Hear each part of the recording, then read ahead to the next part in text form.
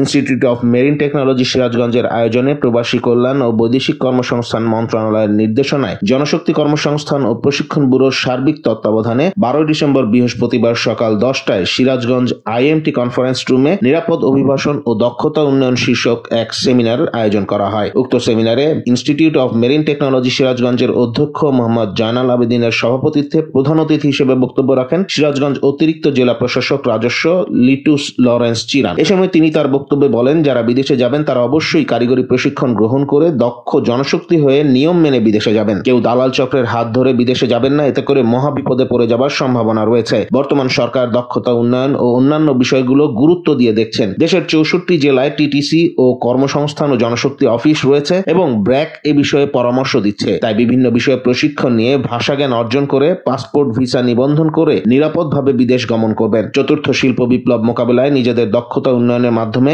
সকলকে এখন থেকেই প্রস্তুত হতে হবে। এ সময় বিশেষ অতিথি হিসেবে বক্তব্য রাখেন সিরাজগঞ্জ পলিটেকনিক ইনস্টিটিউটের অধ্যক্ষ প্রকৌশলী মোহাম্মদ ফজলুল হক, সদর উপজেলা মৎস্য কর্মকর্তা মোহাম্মদ আনোয়ার হোসেন। উক্ত সেমিনারে ভিডিও প্রজেক্টরের মাধ্যমে মূল বিষয়বস্তু উপস্থাপন এবং সঞ্চালনা করেন আইএমটি সিরাজগঞ্জের ইনস্ট্রাক্টর ইলেকট্রিক্যাল মোহাম্মদ জাহাঙ্গীর আলম। এ সময় সেমিনারে শিক্ষক, সাংবাদিক, জনপ্রতিনিধি, এনজিও প্রতিনিধি, মসজিদের ইমাম সহ বিভিন্ন পেশাজীবী মানুষ এই সেমিনারে অংশগ্রহণ করেন।